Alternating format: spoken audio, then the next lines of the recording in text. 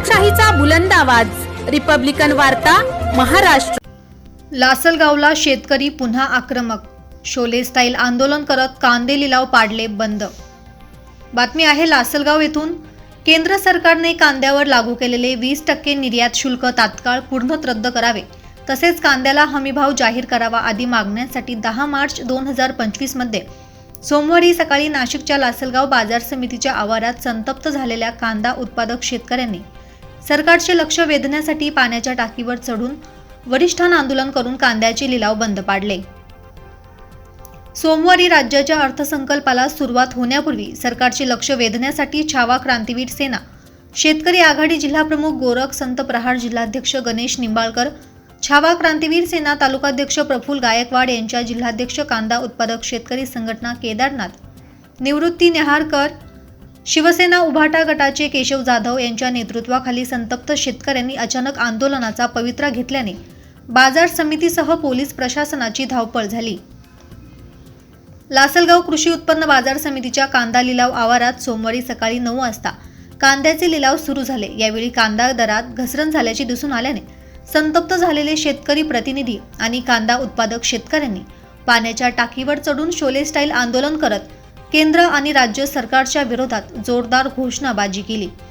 सरकारने कांद्यावर लागू केलेले 20% निर्यात शुल्क तात्काळ रद्द करून 0% करावे, कांद्याला 25 रुपये प्रति किलो हमीभाव देण्यात यावा, नाफेड आणि NCCF यांनी प्रत्यक्ष बाजार समितीत कांदा लिलावात सहभाग घेऊन प्रत्यक्ष शेतकऱ्यांमधून खरेदी करावा आणि कांदा उत्पादक शेतकऱ्यांना आर्थिक दिलासा द्यावा, अशी मागणी गोरख संत यांनी उपस्थित आंदोलकांसमोर केली। दरम्यान संतप्त झालेले शेतकरी प्रतिनिधी सोबत राज्याचे माजी उपमुख्यमंत्री छगन भुजबळ आणि राज्याचे कृषी मंत्री माणिकराव कोकाटे यांनी संवाद साधला। कांद्यावरती निर्यात शुल्क रद्द व्हावे आणि म्हणून वाणिज्य मंत्रालयात पाठपुरावा करणार असून विधानसभेत कांद्याचा प्रश्न तातडीने मांडणार असल्याचे आश्वासन या दोन्ही नेत्यांनी यावेळी दिले। बाजार समिती आणि पोलीस प्रशासनाच्या मध्यस्थीनंतर साधारणतः 1 तासानंतर कांद्याचे लिलाव पूर्ववत करण्यात आले। सोमवारी सकाळच्या सत्रात लासलगाव बाजार समिती 500 वाहनातून उन्हाळ कांद्याचे अंदाजे 8700 क्विंटल कांदा आवक होऊन त्यास कमीत कमी 700 रुपये, जास्तीत जास्त 1910 रुपये तर सरासरी 1650 रुपये प्रति क्विंटल असे भाव मिळाले। निर्यात शुल्क लावणाऱ्या सरकारचं करायचं काय? कांदा निर्यात शुल्क, कांदा निर्यात शुल्क, अरे या कांद्यावर दुर्मी निर्यात शुल्क लावणाऱ्या सरकारचं करायचं काय? कांद्यावर दुर्मी निर्यात शुल्क लावणाऱ्या सरकारचं करायचं काय? कांदा निर्यात शुल्क, कांदा निर्यात शुल्क, या कांद्यावर निर्यात शुल्क लावणाऱ्या सरकारचं करायचं काय? एकच पक्ष, शेतकरी एकजुटीचा, शेतकरी एकजुटीचा, कांद्यावर जुलमी निर्यात शुल्क, कांद्यावरील जुलमी निर्यात शुल्क रद्द केलं पाहिजे। शेतकरी एकजुटीचा, शेतकरी एकजुटीचा, कांद्यावरील जुलमी निर्यात शुल्क रद्द, कांद्यावरील जुलमी निर्यात शुल्क रद्द, शेतकरी एकजुटीचा। येत नाही तोपर्यंत पाण्याच्या टाकीवरून या शोले स्टाईल आंदोलन या माध्यमातून आम्ही खाली उतरणार नाही, कारण शेतकऱ्यांच्या भावनांशी खेळणार आहे सरकार। त्यामुळं आम्ही आज दिवसभर बसण्याची वेळ आली तरी चालेल, जोपर्यंत कांद्यावरील निर्यात शुल्क हटवत नाही तोपर्यंत इथून हलणार नाही। कांद्यावर जुलमी निर्यात शुल्क लावणाऱ्या सरकारचं करायचं काय? अरे या केंद्र सरकारचं करायचं काय? अरे या केंद्र सरकारचं करायचं काय? कांद्यावर निर्यात शुल्क लावणाऱ्या सरकारचं करायचं काय? लासलगाव मार्केटमध्ये जे शोले स्टाईलचं आंदोलन सुरू झालंय त्याबद्दल तुम्ही काय सांगू शकतात? गणेश भाऊ, लासलगाव कृषी उत्पन्न बाजार समितीच्या आवारामध्ये ज्या बाजार समितीला आपल्या राज्याच्या कांद्याच्या बाजारभावाची सूचक बाजार समिती असं म्हटलं जातं, त्या बाजार समितीमध्ये 10 आणि 12 रुपये प्रति किलो आज बाजार निघाले।